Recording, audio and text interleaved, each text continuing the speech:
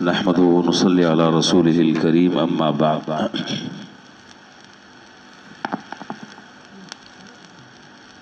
والدین کے حقوق سے متعلق گزشتہ کئی دنوں سے بات چل رہی ہے۔ اب تک کے جتنی تفصیلات گزری ہیں اس سے اتنی بات تو ہر شخص کے سمجھ میں آ گئی ہوگی کہ والدین اللہ تعالیٰ کی طرف سے عظیم نعمت ہیں، اور اس کائنات میں اور اس روئے زمین پر اللہ اور اس کے رسول کے بعد اگر کوئی محسن ہے تو وہ ہمارے ماں باپ ہیں۔ جہاں ان کی خدمت کر کر بے شمار اللہ تعالیٰ دنیا اور آخرت کا فائدہ عطا فرماتے ہیں، اپنی رحمتیں نازل فرماتے ہیں، وہاں ماں باپ کی بددعا بھی بہت جلد ہی اثر کرتی ہے۔ جیسے ان کی دعا لگتی ہے ویسے ان کی بددعا بھی لگتی ہے، اور یہ دونوں چیزیں ادھار نہیں ہیں، یہ دونوں چیزیں ادھار نہیں ہیں، یہ دونوں چیزیں نقد ہیں۔ دعا کا ثمرہ اور نتیجہ بھی جلد ہی ظاہر ہوتا ہے، اور اللہ نہ کرے بددعا کا اثر بھی جلد ہی ظاہر ہوتا ہے۔ آخرت میں جو عذاب اور وبال ہے وہ تو اپنی جگہ ہے، لیکن مرنے سے پہلے انسان اللہ تعالیٰ پناہ میں رکھے کہ ماں باپ نے اگر دل سے آہ نکال دی، یہ بددعا کر دی، تو یہ آہ اور بددعا جو ہے وہ اس کو نہیں بچا سکتی۔ مسلم شریف میں، صحیح مسلم میں حضرت اویس قرنی رحمت اللہ علیہ کا امام مسلم رحمت اللہ علیہ نے واقعہ ذکر فرمایا ہے جو مجھے آج گوش گزار کرنا ہے۔ بڑا اہم واقعہ ہے، اپنے اندر بہت سی نصیحتیں لیے ہوئے ہیں۔ خدا کرے کہ ہم اس واقعے سے کوئی نتیجہ ہم اخذ کر کر یہاں سے اٹھیں، اور اس سے ہمارے دماغ کے دریچے کھلیں اور کسی نتیجے پر ہم پہنچیں۔ اللہ کرے کہ ایسا ہو۔ حضرت اویس قرنی رحمت اللہ علیہ سرکار دو عالم نبی کریم صلی اللہ علیہ وسلم کے زمانے میں، لیکن حضور کی زیارت نہیں ہوئی۔ خط لکھا، یہ کسی کے ذریعے رابطہ کیا کہ حضرت میں آپ کی زیارت کرنا چاہتا ہوں اور آپ سے میں ملنا چاہتا ہوں، لیکن میری والدہ بیمار ہیں، میں دو جملے عرض کر رہا ہوں، ان دونوں جملوں پر ذرا سا غور فرمائیں۔ حضرت اویس قرنی رحمت اللہ علیہ نے فرمایا کہ میری والدہ بیمار ہیں اور انہیں میری خدمت کی احتیاج اور ضرورت ہے، اب میرے لیے کیا حکم ہے؟ آپ نے فرمایا کہ میرے پاس آنے کی ضرورت نہیں، میرے پاس آنے کی ضرورت نہیں، اب تم اپنی ماں کی خدمت میں ہی لگے رہو۔ کہا کہ جی ٹھیک ہے۔ ماں کی خدمت میں لگے رہے، اسی دوران جو ہے جناب رسول اللہ صلی اللہ علیہ وسلم کی رحلت ہو گئی اور آپ کا انتقال ہو گیا۔ اور آپ یہ بات سمجھ سکتے ہیں کہ حضور اکرم صلی اللہ علیہ وسلم کا دیدار اور حضور صلی اللہ علیہ وسلم کی زیارت ایک مسلمان کے لیے کتنی بڑھ کر اللہ تعالیٰ کی طرف سے نعمت ہے، اور خاص طور پر وہ اللہ کا بندہ جو زمانہ بھی حضور صلی اللہ علیہ وسلم کا پائے اور ملاقات کر کر زندگی بھر صحابی کا شرف بھی حاصل کر لے۔ صحابی کی تعریف آپ جانتے ہیں کہ صحابی اس کو کہتے ہیں کہ جس نے حضور صلی اللہ علیہ وسلم کو ایمان کی حالت میں دیکھا ہو، آپ کی زیارت کی ہو، ملاقات ہوئی، اس کو صحابی کہتے ہیں۔ تو ہم جیسے امتی وہ پوری زندگی مچلتے رہتے ہیں کہ کم سے کم ہم روزے اطہر کی زیارت کر لیں، गुनाहगार हैं हम, हमारे दिल में ये आरज़ू और ये हसरत रहती है कि हम हुजूर की ज़ियारत तो नहीं कर सके, कम से कम आपके रोज़े अतहर पर पहुंचकर वहां दुरूद व सलाम पेश करने की सादत हासिल कर लें। अब आप गौर करें कि हज़रत उवैस क़रनी रहमतुल्लाह अलैह हुजूर सल्लल्लाहु अलैहि वसल्लम का ज़माना भी पा रहे हैं और एक मुलाकात में सहाबी का शर्फ और एजाज भी हासिल हो सकता है और ये एजाज है वो क़यामत तक के बाकी रहेगा।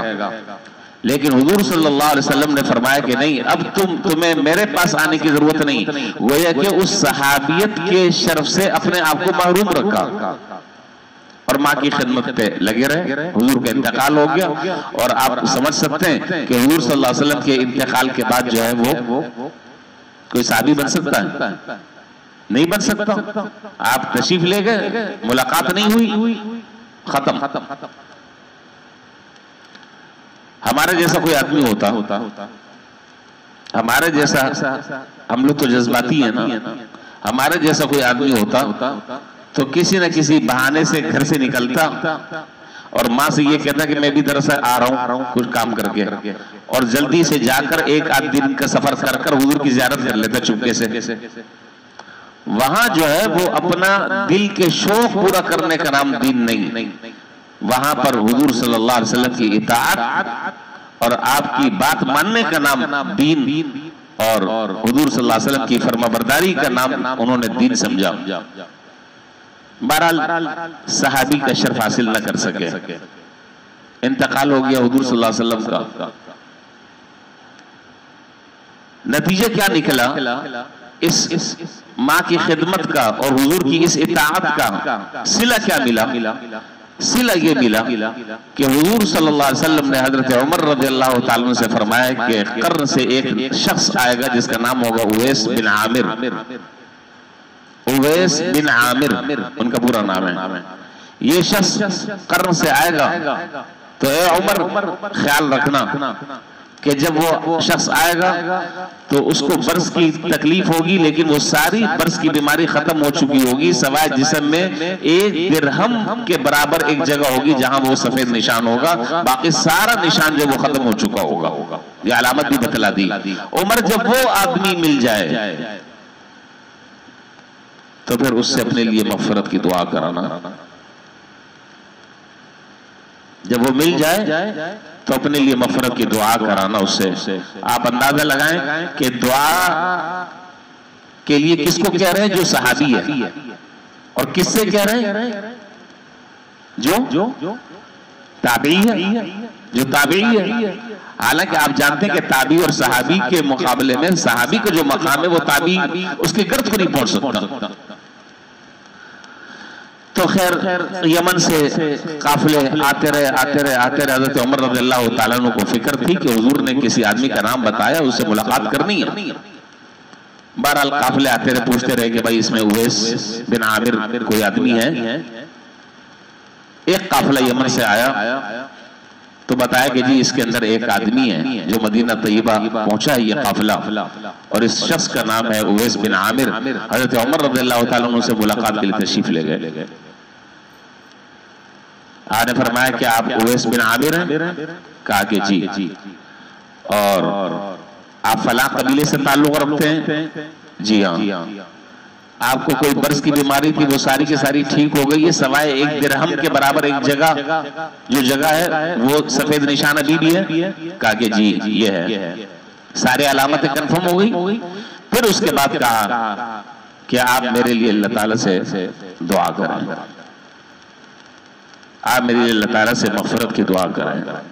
कहा कि भाई खैरियत, आप तो बहुत बड़े आदमी हैं, सहाबी हैं, मैं तो एक आम सा आदमी, गुमनाम आदमी। तो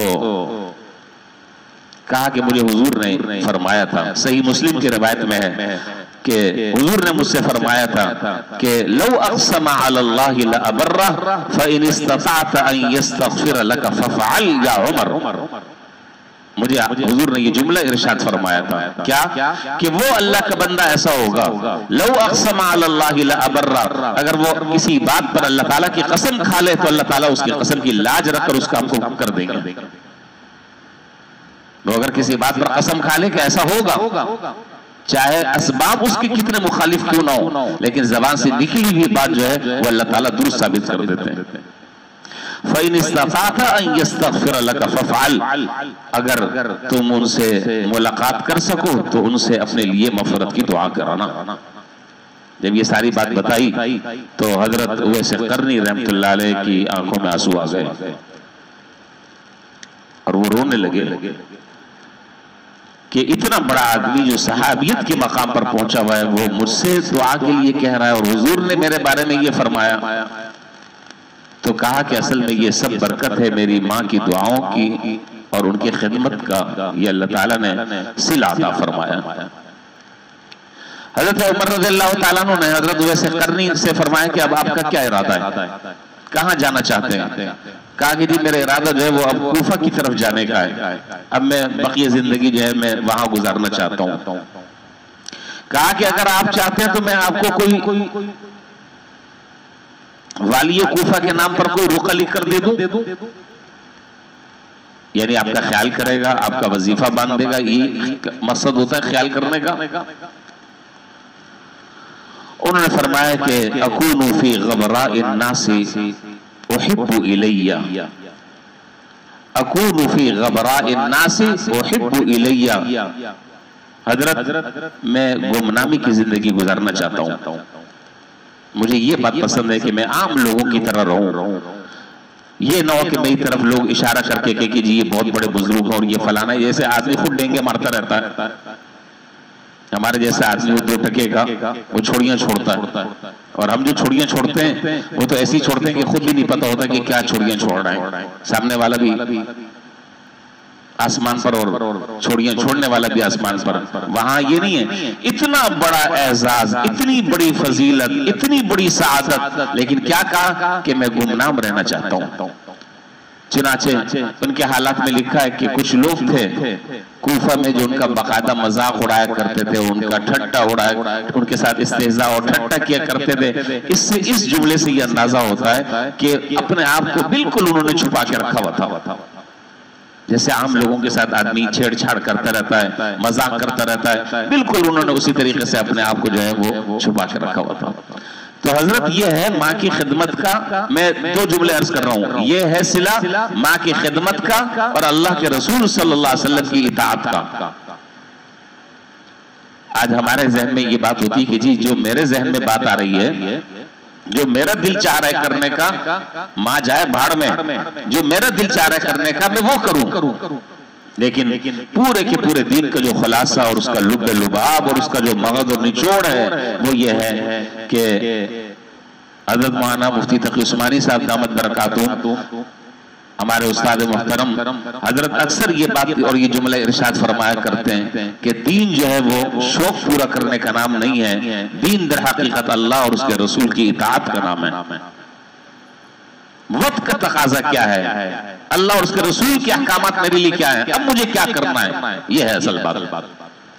یہ نہیں کہ جی میرا دل چاہ رہا کہ میں یہ کر لوں، میرا دل چاہ رہا کہ میں یہ نیک کام کر لوں، نہیں، اس وقت یہ دیکھو کہ اللہ اور اس کے رسول کے تمہاری طرف کیا احکامات متوجہ ہوتے ہیں، اس کو کرنا، یہ ہے دینداری، یہ ہے دینداری۔ اللہ تعالی ہمیں اس نعمت کی قدر کی توفیق نصیب فرمائے۔ اور اسی کے ساتھ ساتھ میں ایک اور بات بھی کر بس اب یہ چیپٹر میں کلوز کر رہا ہوں، پھر کل دوسری حدیث انشاءاللہ شروع کریں گے۔ روایات تو اتنی ہیں کہ ختم ہی نہ ہو۔ کتابوں میں، کئی کتابوں میں لکھا ہے کہ حضرت موسیٰ علیہ السلام نے اللہ تعالیٰ سے یہ درخواست کی کہ یا اللہ جنت میں میرا ساتھی کون ہوگا۔ اب یہ جتنی بھی کتابیں تو خیر مستند ہیں جہاں سے بھی پڑھا میں نے، لیکن اس واقعے کو ذکر کرنے کے بعد آگے اس کو کوئی حوالہ نہیں دیا ہے۔ جو بات ہے وہ واضح ہے، بات نقل کرنے کے بعد آگے حوالہ نہیں ہے، اور حوالے کی ہمیں اس تحقیق کی ضرورت بھی نہیں ہے، ہمیں تو اس سے جو نتیجہ اخذ کرنا ہے اصل بات وہ ہے۔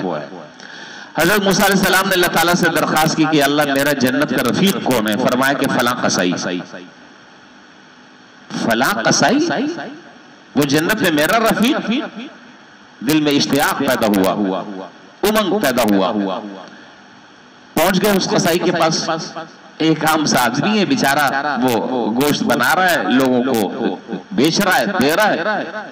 حضرت موسیٰ علیہ السلام کو وہ نہیں پہچانتا. حضرت موسیٰ علیہ السلام دیکھ رہے ہیں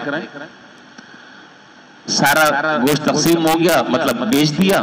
اس کے بعد ایک چھوٹا سا ٹکڑا اس نے اپنے لیے بچایا، اسے کپڑے میں لپیٹا اور لپیٹ کر اپنے گھر کی طرف روانہ ہو گیا. حضرت موسیٰ علیہ السلام نے کہا کہ اگر آپ اجازت دیں تو میں 1-2 دن آپ کا مہمان بن سکتا ہوں. کہا کہ جی، اس زمانے میں یہ بڑی قدر تھی لوگوں کی نگاہوں میں ان چیزوں کی. تو کہا کہ ہاں بالکل آپ میرے مہمان بن سکتے ہیں. چنانچہ حضرت موسیٰ علیہ السلام اس کے ساتھ اس کے گھر چلے گئے. وہ گیا، اپنے کپڑے بدلے، اس کے بعد ہانڈی چڑھائی، گوشت دھویا، اس کے چھوٹے چھوٹے ٹکڑے کیے، اس کا شوربہ بنایا. کھانا جب موسیٰ علیہ السلام سارا واقعہ ساری چیزیں دیکھ رہے ہیں. شوربہ بنایا، کھانا بنا لیا. اس کے بعد ایک بالکل نحیف لاغر کمزور سی ایک خاتون بوڑھی سی وہ دوسرے کمرے میں پڑی ہوئی ہے، جو بیچاری خود بھی نہیں اٹھ سکتی بغیر سہارے کے. تو یہ جو قصائی ہے اس نے ان کا پہلے منہ دھلایا، ہونٹ صاف کیے، اس کے بعد اپنے ہاتھوں سے نوالا بنا کر ان کے منہ میں ڈالتا رہا، سہارے سے بٹھایا، کھانا کھا لیا، منہ کپڑے سے پوچھا، اس کے بعد واپس لٹا دیا. تو جب وہ کھانا اور لقمہ اس بوڑھی عورت کے منہ میں وہ ڈالتا تھا قصائی، تو وہ عورت ایک جملہ کہا کرتی تھی، نحمدہ و نصلی علی رسول. موسیٰ علیہ السلام یہ ساری چیزیں دیکھ رہے ہیں 1-2 دن سے. اس سے پوچھا قصائی سے کہ یہ عورت کیا ہے اور یہ کیا کہتی ہے، یہ عورت کون ہے اور یہ کیا کہتی ہے. تو قصائی نے کہا کہ یہ میری والدہ ہیں اور اس کو میری خدمت کی ضرورت ہے، میں روزانہ میرا یہی معمول ہے کرنے کا، یہ کام میں کرتا ہوں. اور یہ کہتی یہ ہے جب میں اس کو لقمہ دیتا ہوں تو کان میں مجھے یہ کہتی ہے کہ اللہ تجھے جنت میں موسیٰ علیہ السلام کے ساتھ جگہ دے.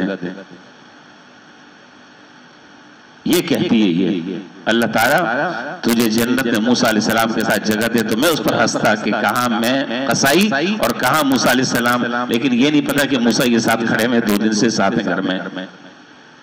یہ نہیں معلوم کہ موسیٰ علیہ السلام ساتھ ہیں 2 دن سے.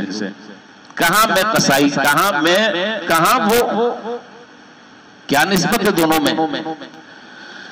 تو اس لیے بھائی بس ساری باتوں کا خلاصہ اور حاصل اگر آپ کچھ نکال سکیں تو وہ یہی ہے کہ اللہ تعالی ہمیں اس نعمت کی قدردانی کی توفیق نصیب فرمائے. آج تک اگر کوئی آدمی کچھ بنا دین کے اعتبار سے یا دنیا کے اعتبار سے، تو اگر اس کے پیچھے بہت سارے اسباب ہیں تو میں سمجھتا ہوں اس کی محنت بھی ہے، اس کی قابلیت بھی ہے، اس کی لیاقت بھی ہے، اس کی ذہانت بھی ہے، اس کی فطانت بھی ہے، سب چیزیں اپنی جگہ میں مانتا ہوں. لیکن میں جہاں تک سمجھتا ہوں کہ سب سے اگر بڑی کوئی چیز ہے تو اس کے پیچھے اس کے ماں باپ کی دعا کی قوت ہے.